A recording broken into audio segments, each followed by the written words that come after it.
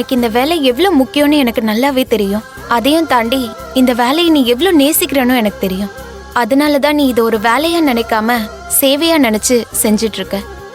இது வரைக்கும் உன் மேல யாரும் எந்த ஒரு தப்பு சொன்னதில்ல. ஆனா இன்னைக்கு என்னால எல்லாமே கெட்டு போச்சு.